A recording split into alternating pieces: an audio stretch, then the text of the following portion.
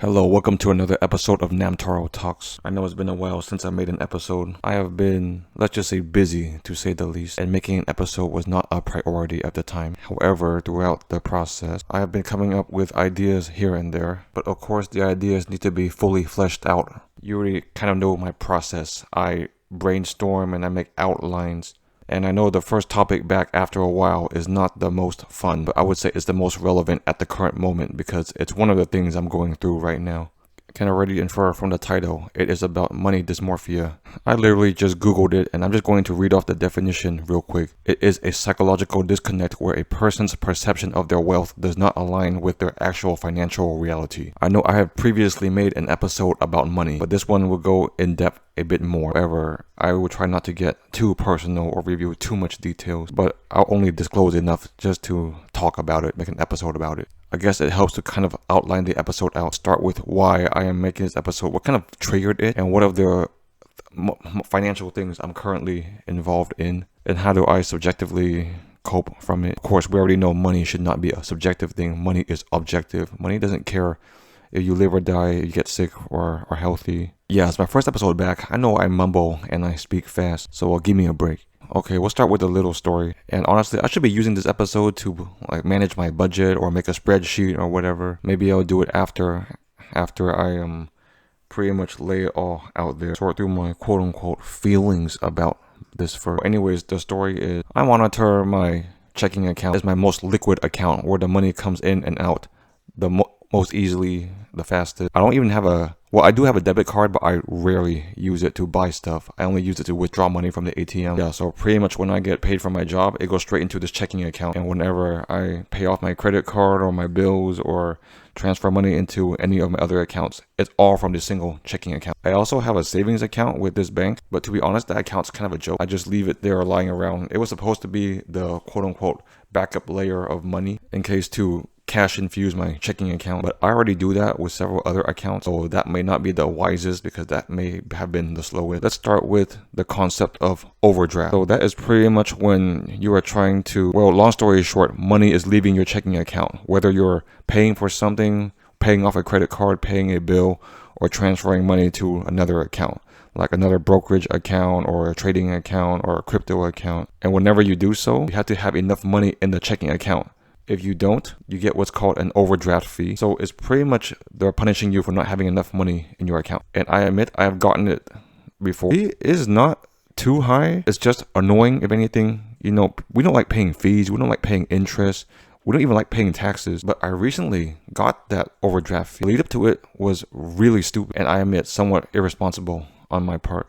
I am not proud of it. I am very ashamed of it, and I feel pathetic and embarrassed about it because it's a very easily preventable mistake. I know people are saying, oh, it's not that big of a deal or it's not that much money, but it's the principle behind it because I try to take pride in being somewhat financially aware. I am not a finance bro. I am not Mr. Moneybag, but I try to be financially literate. I try to invest. I watch shows like Dave Ramsey. Completely different people.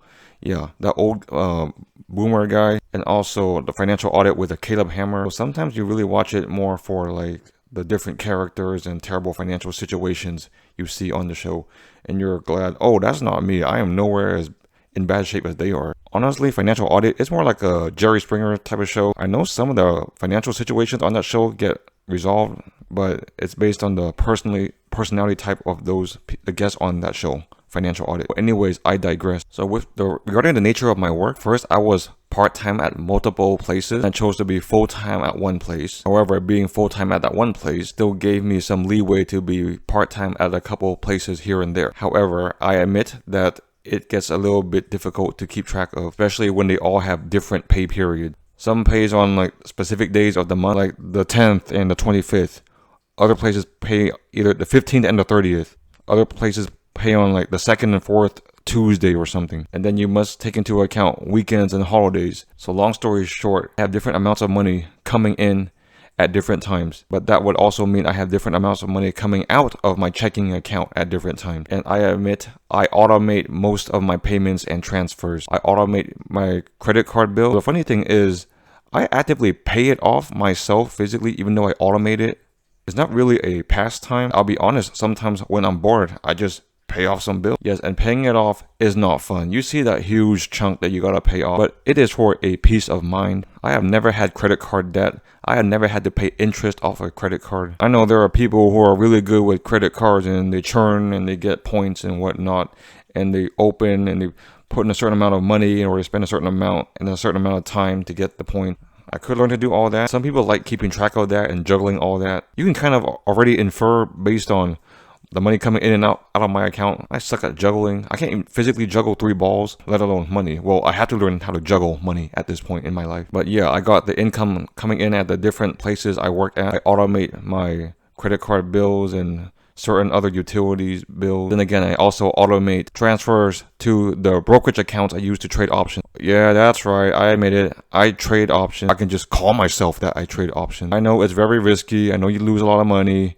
And I admit I've lost a certain amount of money that I am not proud of. It's not huge life-changing money, life savings money. It is money I would still prefer to have than lose. And people say, oh, it's a learning process. Oh, it's like a rite of passage. Everyone who trades options loses money a little bit. And the funny thing is, you want to learn from other people's mistakes. Oh, okay, that happened to them. It won't happen to me. But it happened to me. Or sometimes literally things are out of your control. Sometimes you luck out. Sometimes you miss out. Sometimes you're in the wrong place at the wrong time. But yes, I have a brokerage account to specifically trade options. I also have a brokerage account that's for more proper stuff like mutual funds and stocks and ETFs. Not to mention, I have my son's 529 account that I transfer a small portion in every, was it a week or 2 weeks? I forgot. It should be a week. And of course, everyone talks about the health savings account, transfer some money into there also. But some things, so for the stock and mutual fund brokerage account, I transfer not only the capital to fund the account, but also directly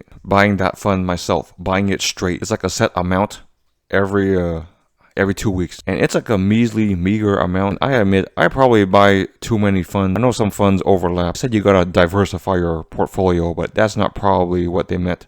But I guess it's kind of good to cover my bases. All the funds with the 5 letters, but also there are ETF equivalents. They're usually Vanguard and also a bit more expensive. Luckily, you can buy partial shares and stocks every now and then. Of course, you gotta buy low and sell high, but most financial geniuses, including me, end up doing the opposite every now and then. And of course, we're not proud of it. Sometimes you literally have no choice. You either have to sell it or you're stuck holding the bag forever. And I know people say, oh, you gotta stay away from crypto. It's a huge scam. It's gonna crash. But the thing is, what if it isn't? Not to mention, it's easy to access also. So I know crypto is not the main source of income. So I have some crypto. I am not heavily invested in crypto. I take all the other brokerage accounts much more seriously. And of course, you got the high yield savings account, the ones that gives you reasonable amount of interest every year as compared to a standard checking account. And those high yields account also give you certificates of deposits or CD, and I just end up renewing them anyways. I just leave them there. Before, I used to have inflation bonds or I bonds. However, that was another thing to keep track of, and I think at that time the economy got briefly better and there wasn't as much inflation, so I stopped having the I bonds. But right off the bat, you can already tell there's so many things I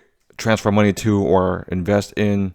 So many reasons for money to leave my account. Another thing I will admit, I paid for a few financial services. One was an options trading class where I paid a lump sum for several sessions for several weeks and I learned their system. But then after that, I pay a small subscription to use their system. Another is for this Discord group, but it's not just Discord. The guy behind it, he spends tens of thousands, maybe hundreds of thousands on different research and resources to gather information for us to make the best financial decisions. And I don't enter these services willy-nilly. I highly vet their credibility at first, based on results, based on testimony of other people who are using those services. I even see those results myself. I've benefited from those services myself before. There are also times where they screwed me over. I don't know if they actually screwed me over or I used the service the wrong way. I got overconfident or I misread their instructions. But just the fact that I am using those services does not guarantee that I will make money. And of course, they put disclaimers. So in the end, it is my responsibility. They're not forcing me to make any financial decisions. So yes,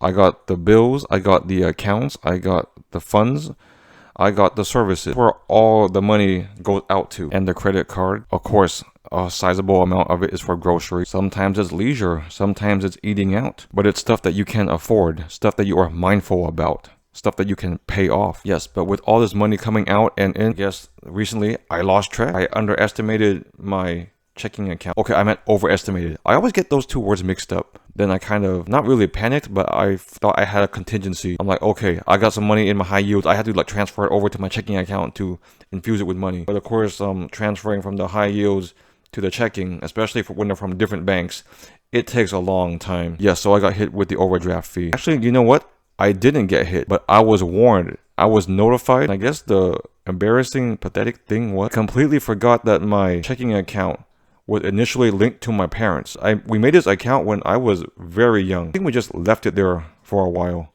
I mean, they don't control my money and see everything I do. Just see the relative funds. When the funds were low, and when I get borderline overdrafted. Like I say, it's a principle behind it. It comes across as irresponsible because I'm an adult and let stuff like this happen. No, it is nowhere as bad as a huge credit card debt or a bad financial decision, but still like, hey, you gotta watch yourself there. Yeah, so I guess I'm really hard on myself about this. I'm like kicking myself over this. And honestly, it spiraled into so many things that were on my mind financially. Like all the other financial services that I paid for, really getting a lot out of it, I've lost money from it. I mean, I don't take solace in the fact that other people in the group or even the guy leading the group lost money from it because some things were out of our control. Like government shutdowns or the stupid war with Iran. Of course, the stuff I'm subscribed in cover all aspects of the market. Missed on huge runs of several companies. And the thing about money, you already know, it's emotional. Well, you thought money was emotional. Trading options, that is way more emotional. I kicked myself for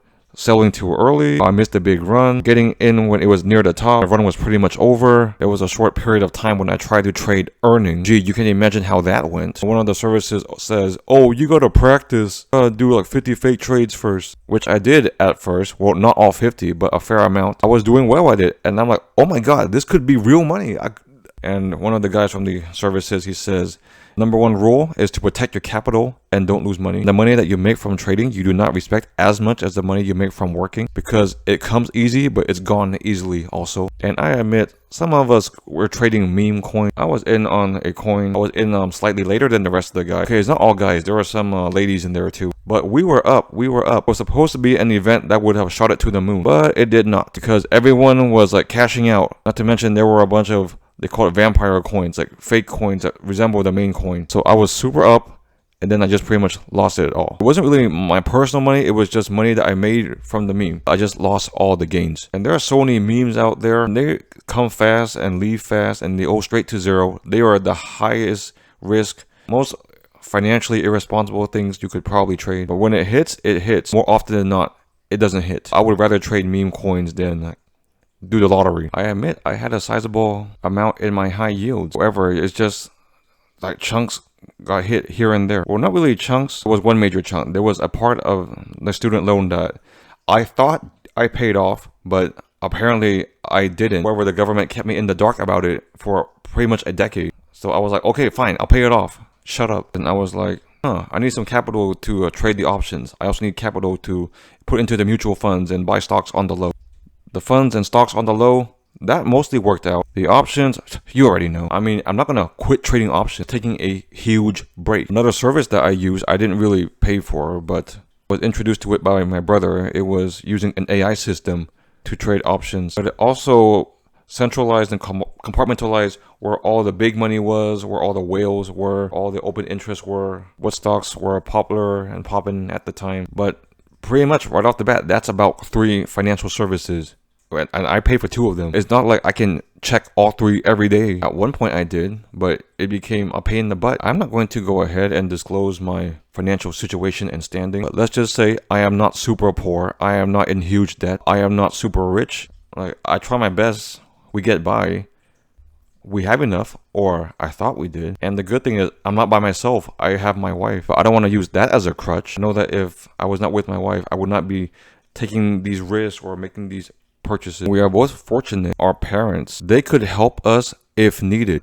They are a last resort, in my opinion. We don't go to them for money. I would really have to swallow my pride to ask. But that is only if we are really stuck, we really screwed up, or there was something outside of our control, and we really need help. But right now, that is far from the case, and that is likely never going to happen. At this current point in my life, I have a relative career, I have relative earning potential. Of course, that comes with money stories to tell. Like when I thought I had to decide between paying off my student loans or buying stock in this company called Moderna during COVID-19.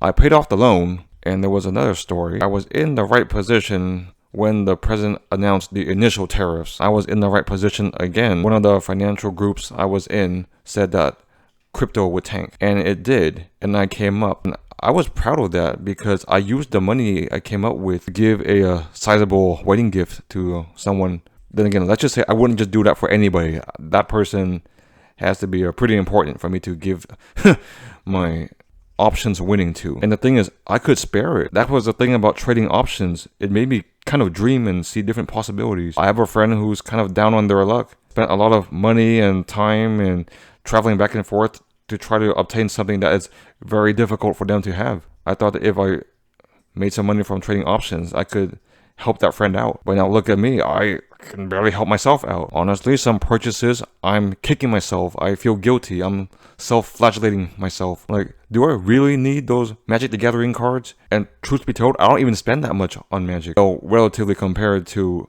other people in the hobby. But I do enough for my own enjoyment. The most expensive card I ever bought was probably $8 or $9. But then again, the cards add up, the boxes add up, the sleeves add up, and then you want to get an ROI on the cards and the decks you make. So you gotta try to find time to play. Yeah, spoiler alert, that will be another episode about Magic the Gathering. But even food, going out to eat. No secret that because of inflation, things are more, well, restaurants are more expensive now. Not to mention the tip and the tax. And I would eat out. I rarely use DoorDash or Uber Eats or any of those food delivery services. To me, it's like a treat. And I admit, I eat out maybe at least once a week. Sometimes 2 or 3 times. But this day and age, eating out, I usually take home leftovers, and that's like another extra 1 or 2 meals. I don't know how much that helps. Even milk tea. Truth be told, even if I get 50 or 30% sugar, I still baby the drink. I still finish it the next day. And I'm selective whenever I eat out. We're lucky to live in America or live in a community with diverse food options. So we switch it up here and there. Spend on what's worth it. Not to mention, we keep an eye out on nutrition. Eating at home, it may be boring. I am efficient about it. I make, well, you already know I'm Vietnamese, so I make canh, which is like the vegetable soups, which you could literally do with any vegetable or green leafy vegetable, usually the Asian ones. Of course, you can't just boil vegetables. You gotta put in some seasoning, namely a black pepper and fish sauce. And I know you gotta cook it with meat or use the meat broth to make it more delicious. But if you want your vegetable fix, just make a canh. You could also stir fry your vegetables or steam your vegetables, which I did briefly at a time because I had an Instapot. Truth be told, at home, I don't always eat dishes. I don't always cook dishes. Bake and stir fry and marinate ahead of time. And it works. It's nutritious. And I drink a lot of smoothies. Yeah, my smoothies every morning. They have the Greek yogurt and the designated vegetable, which is usually broccoli. I know, who drinks broccoli smoothies? But a fruit for sweetness, and like the seeds, like the hemp seeds and the chia seed, and of course the apple cider vinegar and the ginger. I know it might sound very nasty to you, but after a while, I get used to it.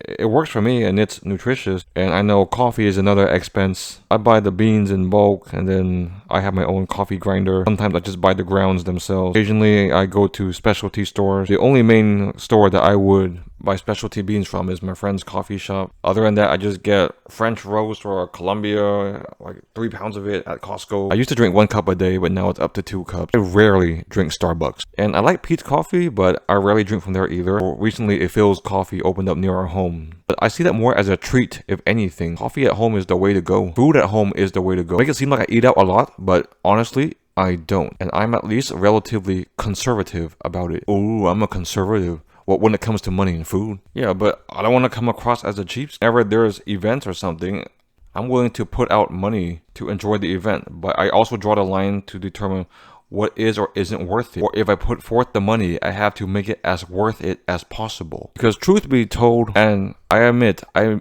purposely made a chat group talking finances with my cousins. And I'll tell you right here what I said in that group with my cousin. I only do what I do because everything financially is bad. Use a different word in the group. But you talk about inflation, interest rates, housing costs, wages, taxes, home, car, life, other insurances, tipping, hitting costs and fees and service charges, scams, bills, the national debt, and the government blatantly wasting taxpayer money. I could go on and on. The financial situation is bad. Whether it's within the household, whether it's for the most fiscally responsible person, whether it's for certain companies and service. We already know the US government's financial situation is atrocious. We are trillions of dollars in debt and counting. We'll probably never pay it back. And the nature of my job, I don't specifically see the financial situation of the people I serve, but I can infer, and I'll be honest, it's bad out there.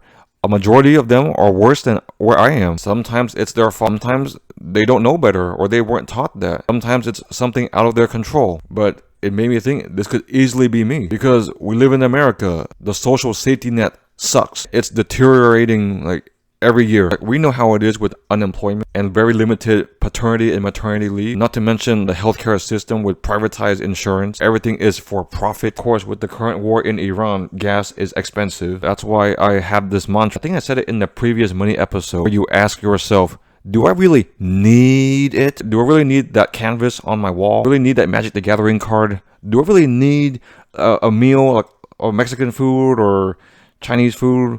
Or Japanese ramen, or whatever culturally diverse meal out there at a restaurant?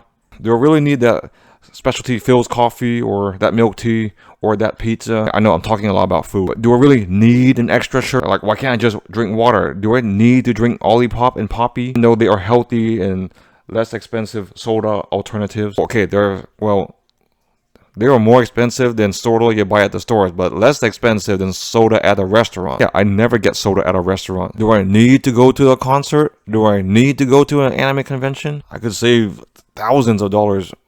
Then again, people are like, oh, but that's not living life. You gotta live life. But to live life, you gotta spend money. And to spend money, you gotta have money. Do I need to travel? Do I need to go to a different city, a different state, a different country? But that's how you fulfill life. That's how you make memories. If you literally don't do anything because it costs money, and money is hard to come by, that's understandable. You do what's within your means. But if you just save, invest, and never spend at all for any joy or hobbies or enlightenment or fulfilling, then that's not life.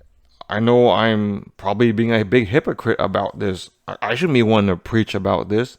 I struggle with it myself. Like the other day, I was at this one deli, and I went to Cat's Deli in New York City, and it's like an overpriced tourist trap, but it was still very delicious. This New York-based deli near where I live. It's probably the closest thing I can get to it, and of course the price of the sandwiches were what they were, but I bought it, I ate it, it was delicious, I enjoyed it. Did I need a sandwich? A pastrami sandwich or a Reuben sandwich? But then I joke, I can't eat a share. I can't eat an ETF. And I'll be honest, I'm kind of running low on topics and capacity to talk about this. I'm not going to end right now. I would say about this time, length of an episode thus far is respectable for returning to form. But I was talking with my wife this morning. We are in a decent financial situation. There are many other people in America right now, or even other parts of the world who have it much worse than us. And we should count our blessings, able to hold our own. And not to mention, we can still cultivate hobbies, have our friends and family, our community. But despite all of that, in my mind, I'm still poor. And I know it's wrong. I know it's unhealthy. That must be the money dysmorphia that I was talking about. And I know it's living with a scarcity mindset, a fixed mindset, not a growth mindset, not a mindset of abundance, but it's how I feel. And I know I shouldn't be one to judge because I know there are many other people out there who are much more financially irresponsible, either because they didn't know better or they knew better but they chose to do it anyway, like by depreciating aspects like snowmobiles, jet skis, RVs, or get into huge credit card debt with interest rates of over 20%, buy completely new cars that they could not afford, with huge car payments that are bordering $1,000 a month. Of course, there are so many things to waste money on out there, so much leisure, so much excess waste, so much overpriced crap. How am I any different? I buy things to decorate. I have many different kinds of shirts. And it's not just about the shirts, it's about having the means to express yourself. I currently have the luxury to do that, the fortune to do that. There's this one sticker company in Japan, and when I went to Japan both times, I bought so many stickers from them. I even asked people to go to Japan to buy stickers from there for me, and I'll pay them for it. I even have a friend in Japan send me those stickers. Do I need stickers? And it's not like I just hide the stickers and keep them in the folder. I display them proudly. That in itself is a luxury. It's self-expression, it's creativity, it's art. I could have plain shirts and have empty walls and save a lot of money. And I admit, I found affordable ways to obtain entertainment, or different forms of media anyways. Yes, you can already kind of infer what I'm talking about. Ways to consume audiobooks and watch shows and movies. And I mainly watch YouTube, really. That's relatively free for now, especially if you have ad block. It's like a narrative, a story that I tell myself that I'm doing terrible. I'm in a terrible situation. I'm no better than anyone else. Even though I have some income, I invest stuff. I dabble in this, I buy that, I have interests, I can afford stuff. I know what I can't afford, and that's okay with me because I can live without it. Or I can find alternative means for it. But it just feels like it's not enough, and it'll never be enough. Like, I've gained money, I lost money. On my deathbed, this will be the least of my concerns, but money's on my mind often. I always try to get more. Maybe put myself out there, or get ads, or do a side hustle, or learn a new business or skill. I only have the capacity for so much, and I'll be honest, I'm okay with the things I do to obtain money for now. I'm putting my education to use, I'm helping people, and importantly, I have a decent work-life balance and a reasonable commute. So should I work more to get more money? Should I enter a different field to get more money? Should I start a business to get more money? I mean, I'm not shutting the door on any of that right now, but for the time being, I'm okay with what I do. I'm okay with how much we make. But I still take it seriously. I still protect it. It takes a license to do my job. I'm still cordial and professional in the company and the financial services I'm currently subscribed to. Many times I considered quitting them, but truth be told, some of the services, once you quit, if you decide to get back in, it's difficult to get back in, or they won't let you. And I don't know if I'm actually getting a lot out of it, or I'm just telling myself that. But truth be told, I am getting information and access that I would not have gotten if I wasn't paying for those services. Things that I would have not known about, would not have had my eyes open to. And the thing about it, at the end of it all, I don't think I'm a cheapskate with money anymore. I was before, but that was because I didn't have money. When I was a poor college student, a poor grad student. I remember one time we bought tickets for some event, or while we were on vacation, but the tickets were at the wrong time, and I just like freaked the heck out. I was like, my hands on my face, covering my eyes, like, oh my god, we lost all this money, we wasted all this money. Luckily, the service, they let you postpone that show or that event to another time, or they give you a refund. But every now and then, they don't. And if they don't, what do? We're just literally out of money for something you never received. Of course, nowadays, when something like that does happen, I would still not be happy, but I wouldn't stress over it and be super obsessed with it. And I'm in the means, I had the means, or in a relative position, to give to some charity and also give to friends and family here and there, whether it's like a little gift for a wedding or a baby shower. Like, I wouldn't hesitate to give because I have a means to give. Or I do now anyways, for the time being. Hopefully for the rest of my life. Every now and then, I look at the various stuff in my home, the memorabilia, the pictures on the wall, the pictures on the digital photo frame, or even the videos on my YouTube channel. I'm not saying that it all costed money, but it took money to experience that, to get that. Because it's memories, it's living, it's expression, it's art, it's decoration, it's culture. Sometimes it's even a hobby. It's individuality. It's personalization. Went to a friend's baby shower recently, and I'm not one to compare home sizes. What drove my attention was the different memorabilia her home had. It really expresses her and her husband's personality with all the decorations and the stuff on the wall and their travels and their interests. That is one luxury of money. And I need to have a healthy relationship of money. I can't afford to have money dysmorphia the rest of my life, because I need to instill good money habits and mentality with my kid. Okay, I think that is truly enough for this topic at the current moment. Who knows, maybe I'll make a third money episode in the future. Well, anyways, it's good to be back. I'll let you know there's at least maybe 2 or 3 more episodes in my mind. Once again, thank you for listening, and I'll see you next time. Bye.